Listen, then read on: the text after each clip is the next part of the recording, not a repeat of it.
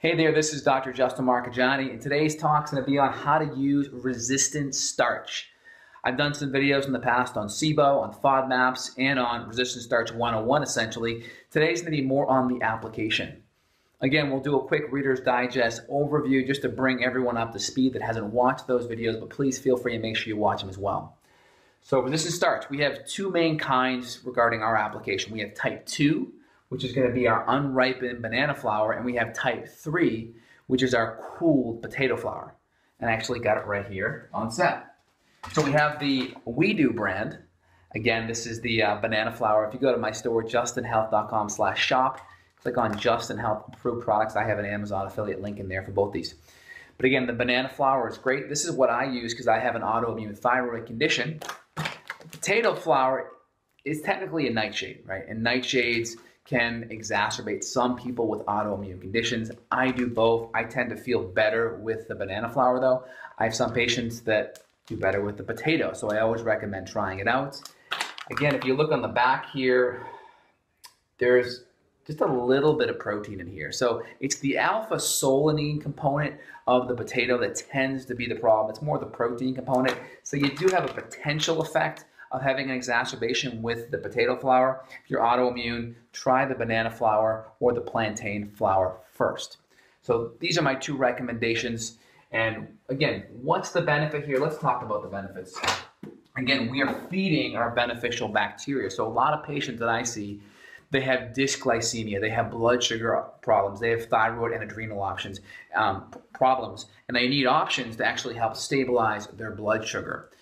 Typically, a lower carbohydrate, higher fat diet can be a great tool in helping to stabilize the blood sugar and helping to essentially take the stress off the adrenals and the pancreas, stabilizing that up and down flow of blood sugar, right? And when the blood sugar comes up, we make a whole bunch of insulin to bring it down. When our blood sugar is down, we make a whole bunch of cortisol and adrenaline to bring it back up. That's a big stress on our hormonal system. So going to a lower carbohydrate, high fat, moderate protein diet can be a great option for a lot of people.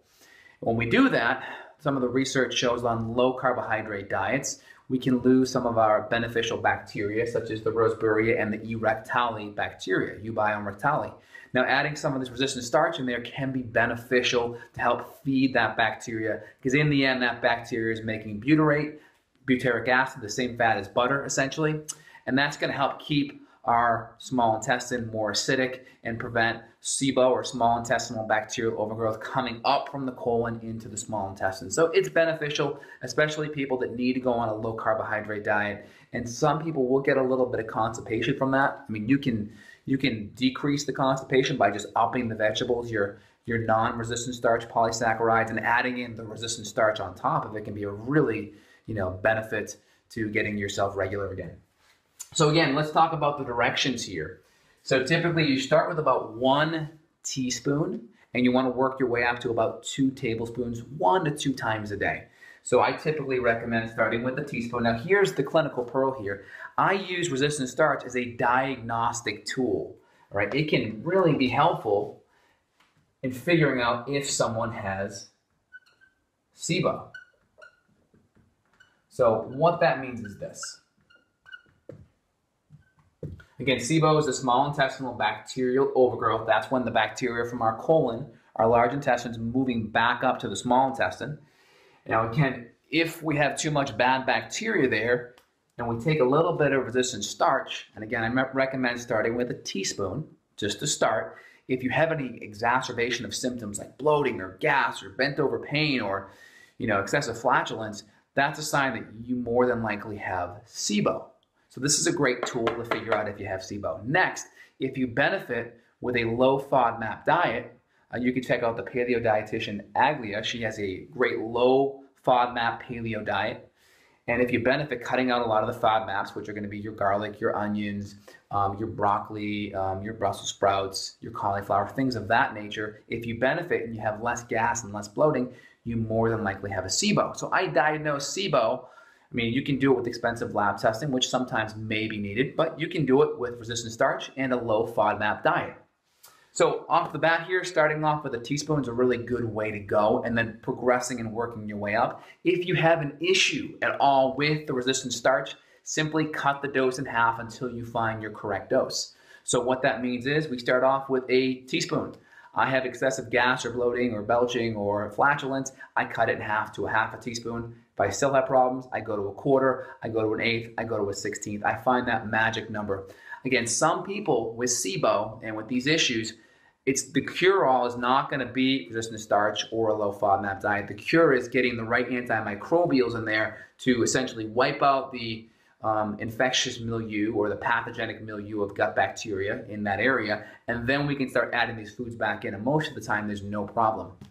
But again, the resistant starch kind of acts like a prebiotic where it's really feeding a lot of that beneficial bacteria and really increasing the butyrate, which then makes the environment less hospitable. So what this is really doing, it's creating a better environment for good bacteria to live and a very inhospitable environment for bad bacteria to live.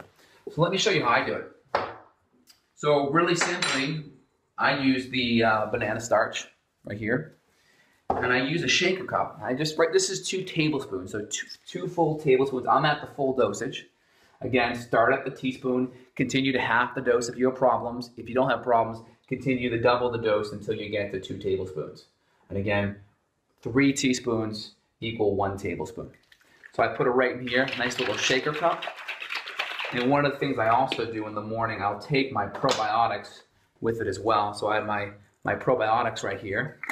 I'll take my 50 or so billion units and I'll add that in with the resistant starch. Just like so.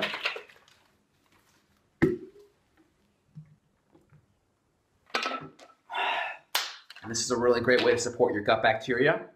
And if you have any infections or you're already having these issues, you may need to go and do an antimicrobial cleanse before this works for you. So if you're having symptoms here, don't push it.